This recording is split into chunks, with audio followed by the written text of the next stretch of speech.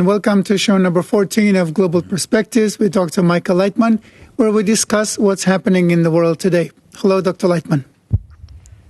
Shalom lekulam. Hello, everyone. Today's topic is COVID-19, anti-Semitism, and the 9th of Av, which is a special day commemorating the destruction of both temples in Israel.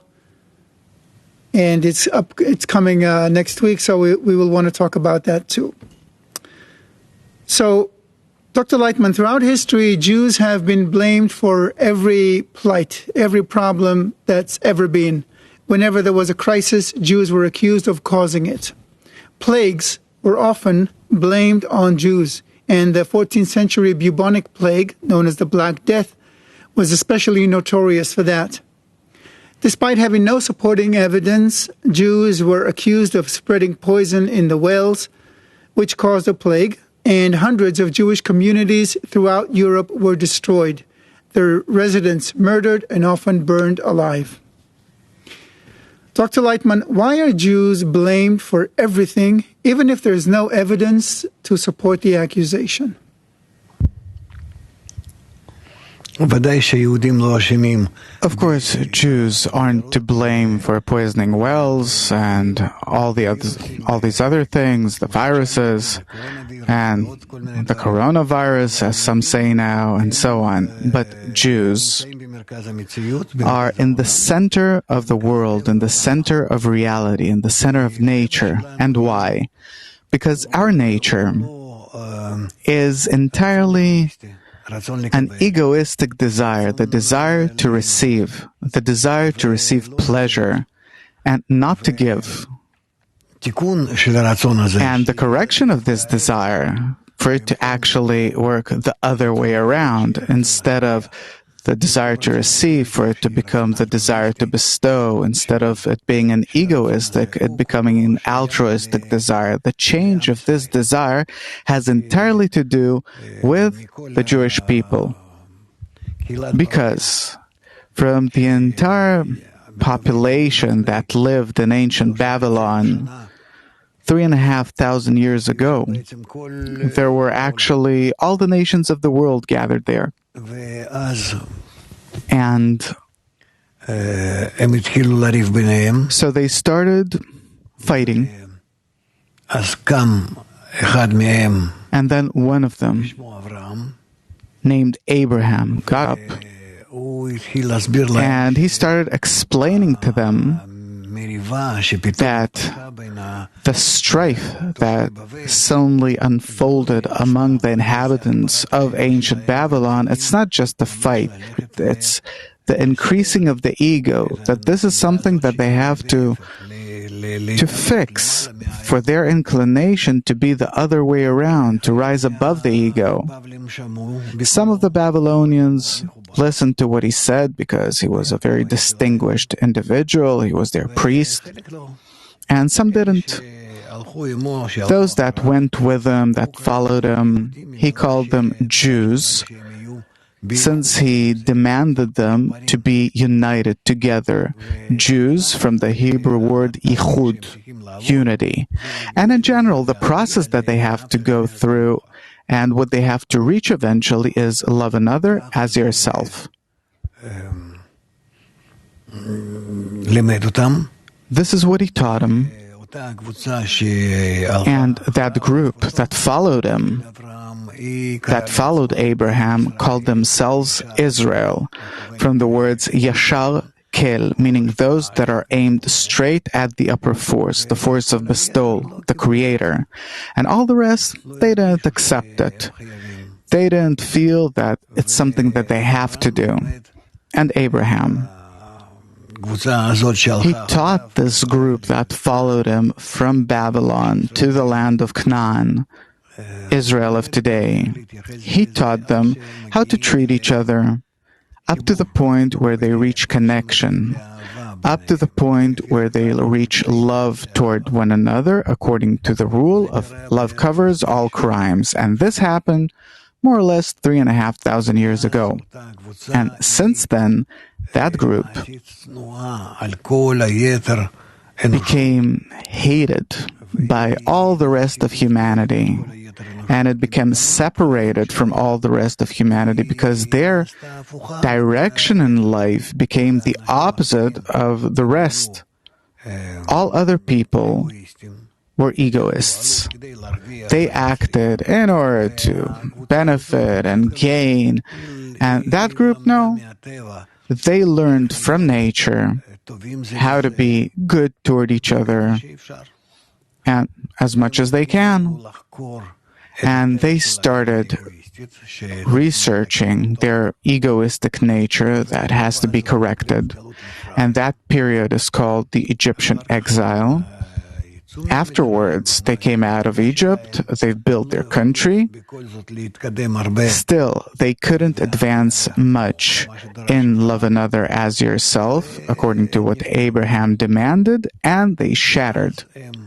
And then they scattered from that place in all directions. This is actually what happened to them about 1,000 years after that, 2,000 years ago.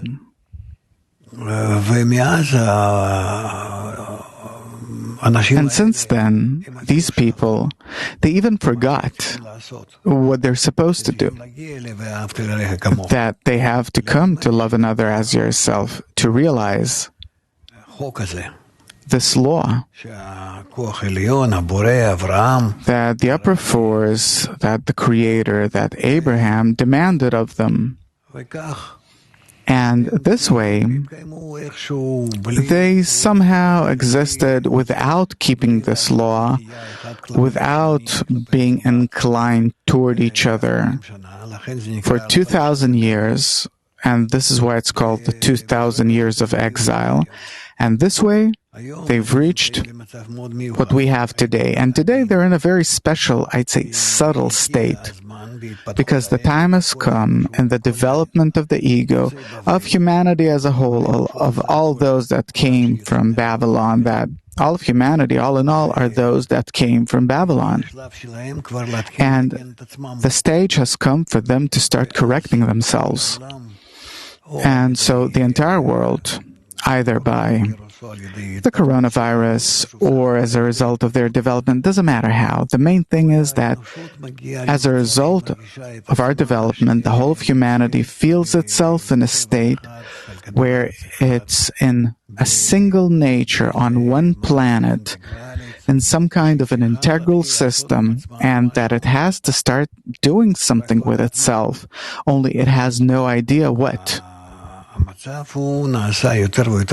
the situation is becoming ever more grim, severe, and therefore, again, as with all other problems and troubles, anti-Semitism's on the rise and blames it on the Jews. And the truth is that it's true that they blame the Jews, because all in all, Jews are those that can pull all of reality to the force of good, to connection, to love. And then all the problems will disappear.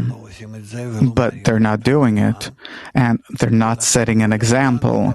And therefore, subconsciously, the entire world feels that they're not doing something that they're supposed to do, as if they're robbing the world of the good that it could have. And so the entire world's against them. This is the reason for anti-Semitism. Jews themselves, they don't know and don't understand this. They forgot about all those things. This was somehow clear to them thousands of years ago, but not now. And today they only feel that they're hated. But why? How am I to blame today that I'm being punished, that I bring harm to the world? What harm? We actually gave the world so much good. The world has advanced so much in science, culture, education to the Jews because of them. We did all that's possible besides the main thing that we don't know about. And therefore, Here we're perplexed. What do they want from us?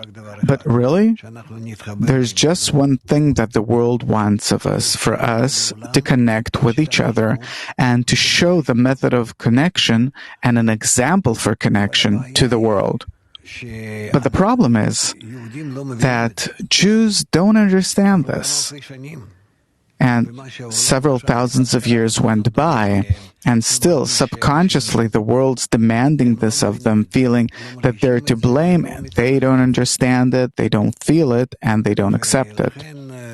And therefore, there's need to explain this to them, that only Kabbalists, maybe a few hundreds of people throughout the generations, from among the Jewish people, from among the Jews, are trying to explain this to them, and they don't want to listen because it compels them.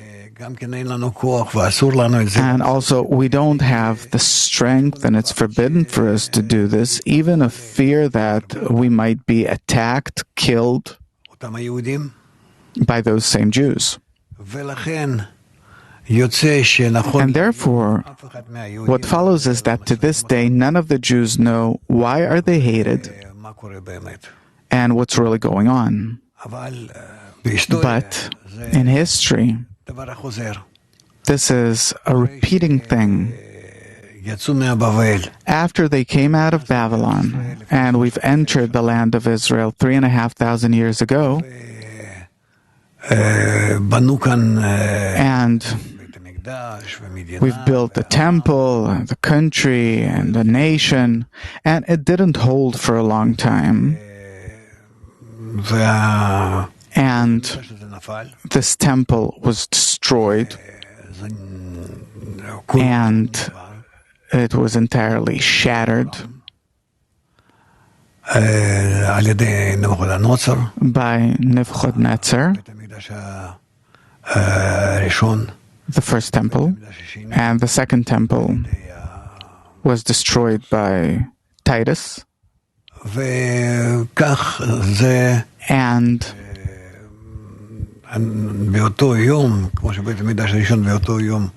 in that day, they were both temples were destroyed at the same day, and we commemorate this day as the 9th of Av. And the days that are before that, called in Hebrew Ben Amitzarim, these days. And this is what is going on now. And you answered many of my questions already. One question I do have, following your words, is how can people who were born without knowing their task, their vocation in life, how can they be held responsible for something they have no idea about?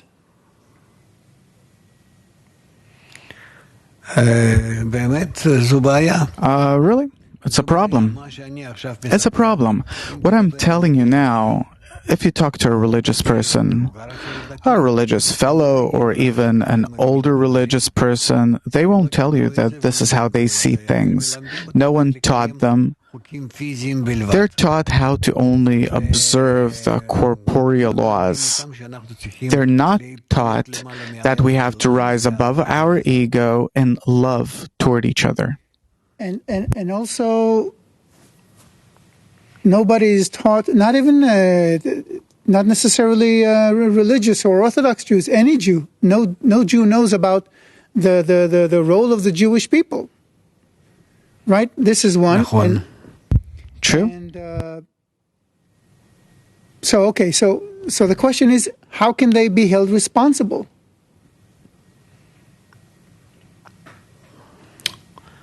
They have to wake up, inquire, understand, what is this hate? What is its source? And then, accordingly, they have to act. This process, it doesn't depend on us. We have to act out of this process. Why were Jews chosen to to bring this this correction, this change of nature from egoism to love of others, why were they chosen? Why not someone else? In ancient Babylon, there were the 70 nations of the world. They lived among them in a good and nice way. Really, as one nation, as it says, in peace. They didn't demand much. There were plenty of fish and food, and they really lived between these two rivers in a good and nice way. A good and nice place. Until the ego started revealing, unfolding between them. A new era began, and they started fighting with each other. And their priest, Terach, and his son, Abraham, they started finding out, revealing what happened. What's this phenomenon that's now evolving among the nation? And Abraham found out that it's because of the ego. Man's egoistic desire, suddenly that people started looking at each other with a narrow eye, and then he understood that man's nature has to be corrected. He started talking to them. Most of them made fun of him. And they didn't want to accept him altogether, even though that previously he was their priest. But once he started talking about how to correct the ego, they left him and remained only those, as Maimonides says, that still, he says that thousands followed him, but it's only a small part of the Babylonians, and Abraham took them from Babylon to the land of Canaan, Israel of today, the state of Israel. And so what follows is that these are the people with which he started working. He started teaching them about love of others, about connection. And this is how they advanced. And they're all called the sons or household of Abraham. Chosen to bring this message of unity, of love of others, to all the nations, to the whole world. They understood this. They understood it from what he told them. And therefore, there's the chosen ones. They had a sensitivity, an inner sensitivity of the soul. So they understood it at that time. But why does it oblige them to give that understanding to the rest of the world? And if they don't do it, the rest of the world hates them.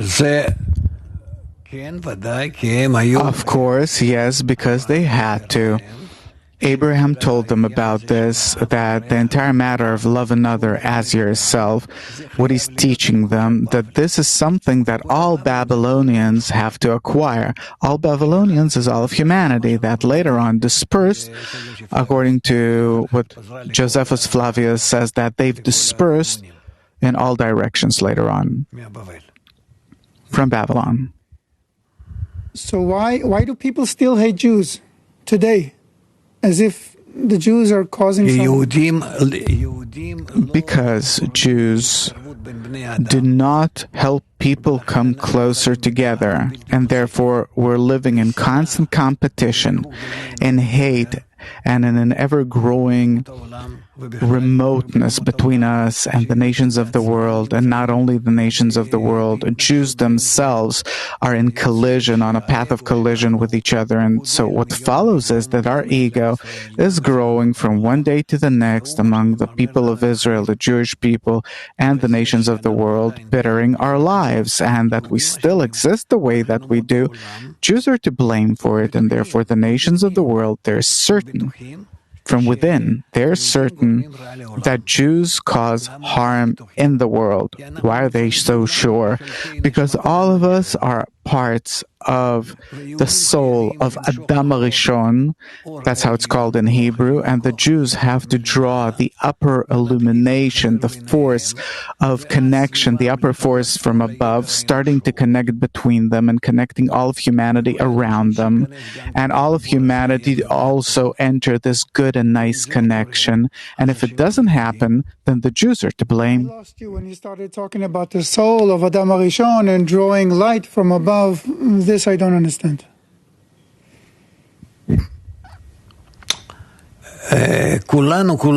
All of us, and each and every one of us, there's a desire, the desire to receive. This desire is a part of the big general desire that once it used to be one great big desire, and this great big desire, general desire, is called Adam Arishon. Afterwards, this desire broke into pieces, and in each and every person in the world, there's a part of this desire. And these are the desires that we have to bring and connect together in order to be as one man and one heart, as it says. Can you explain what it means to break a desire?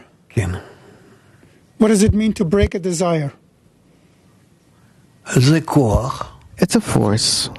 A desire is a force. The desire is a force that in the past it used to be one force, and afterwards this force shattered, divided into many, many parts that in the future we will have to connect them together.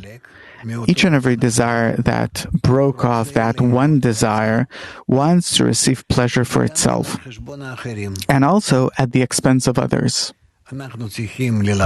We need to teach all people in whom these desires exist that it is necessary upon these desires that are rejecting one another, like we feel in life, that everyone cares only for themselves.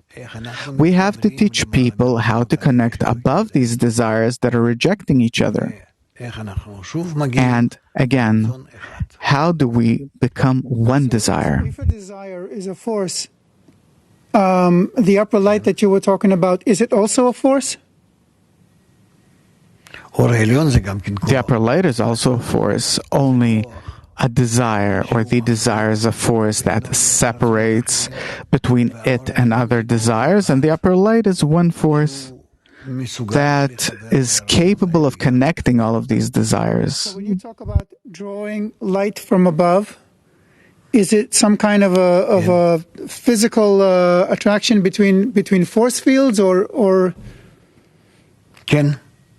Yeah, that if that person or people that see how bad, how evil, how egoistic they are on the one hand, and on the other hand, they understand, they hear, they learn how connected they have to be in a good way above the egoistic desire that's separating them,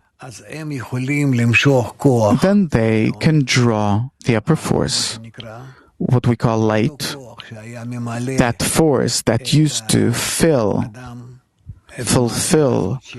Adam, the system that was one whole unified system. That light fled from it. And if those people that bear these desires that are opposed to each other will forcefully try to connect with each other, all of them, then by these actions, they draw light, a force that can connect them, bring them together, and then the light will connect all of these desires in a good and nice way, and will fulfill them with its force. And then what follows is that once again we return to be in that system called Adam Arishon, literally meaning the first man in Hebrew. We have to listen to this several times and think about it, but that's the main thing actually, the whole of creation. Okay, we might get to it in the next show as well, if we can get to it. But before we conclude this show, because we're running out of time, we're seeing a lot of anti-Semitism now, as you said, the Jewish people. Jews are blamed for the coronavirus. They are blamed for the racism and the anti-racism that's happening in the U.S. and everywhere. They're blamed for, as we said, every trouble in the world. Do you have a message, like a 1-2 sentence message for the Jews that's like a call to action, that if they do this, they will be able to resolve, maybe mitigate, maybe lessen anti-Semitism, because there is no solution to anti-Semitism throughout the ages. That's true. There's no solution to anti-Semitism besides one: if Jews keep what they have to do. They'll connect with each other. This will cause all nations of the world to connect between them too. And then everyone will be united as one, and there will be peace and tranquility in the world. If they unite, they will draw the upper light that you talked about before? Yes, they will unite. By that, they will draw the upper light. By that, the nations will come closer to each other, and we will see how all of us are becoming once again one nation all around the And world. then they won't be blamed for causing all the troubles in the world? No, of course not. To the contrary, all shall see the truth, and everyone will live in peace. We've already passed all the stages of scrutiny, and we have reached the final scrutiny in our time. And therefore it is upon us now to do this, and therefore the wisdom of Kabbalah is becoming revealed, showing us what we have to do. Thank you very much, Dr. Lightman. We do need to talk about this some more, but you've already given us plenty to think about. So thank you very much. Thank you all for watching, and we'll be seeing you next week. Until then, bye. Thank you.